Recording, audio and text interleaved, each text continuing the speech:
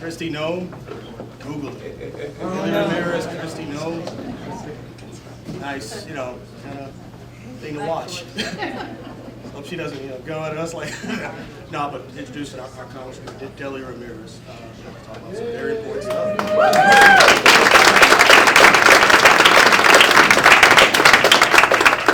Well, good morning, buenos dias. We're bilingual out here in Bloomingdale. It is so good to be with you. I'm not going to repeat much of what Raja has told you. You know the state of our nation. You also know the impact that it's having in our entire world. Because what happens here has a ripple effect in every corner of the world.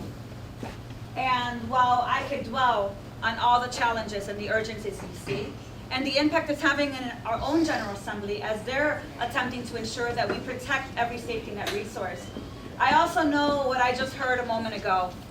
Here in Bloomingdale Township, we don't sit here and watch. No. We organize, right? Yeah. We make sure that members of Congress, elected officials are legislating. We support and affirm the courts and all civil society that is litigating, and our attorney generals that are also filing these lawsuits and winning. Yeah. And then we also do that thing that some people still are learning to embrace, which is agitate, mobilize, do the outreach, do the organizing. Because what I know from this fascist president, I said it, this fascist president, is that what he wants is to overwhelm us in such a way that it paralyzes us. And I'm going to be honest with you. While we were watching what was happening, while we were in committees, while we were going to caucus, I also asked myself, how much of this is also distraction from what's happening in the Senate?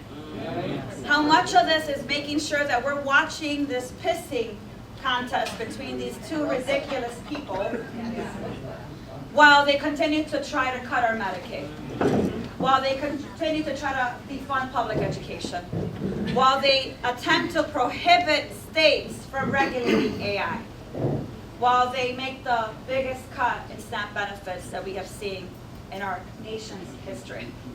And so I want us to joke and find some joy when they fight, because we also know that joy is an act of resistance. But I don't want us to get distracted, because there's a lot of work to be done.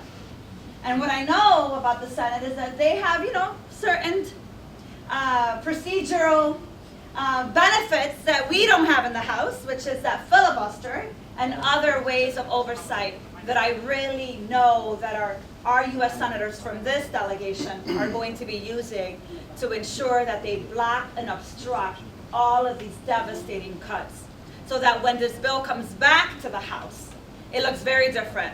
That bill not bring the cuts to Medicaid and all the cuts that you know that you and I have seen. I want to end in saying this to you. I've been there for 2.5 years. Yes, you see more bags than you saw when I was running for your support in 2022. You still look good. Thank you, Judge. Appreciate you. Judges don't lie. Thank you for that. But it is the honor of my life to be able to represent you in Congress, to work with Raja, to know that we have elected officials here in the state that are doing everything they can to take a stand in this moment. And in this moment, Democrats are being called to organize. Democrats are being called to mobilize. Democrats are being called to speak up and not be silent.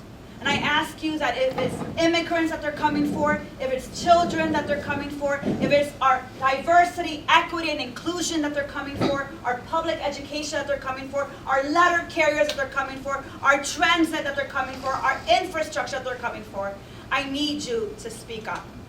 I'm going to continue to call for the resignation of Christy Noem, the most incompetent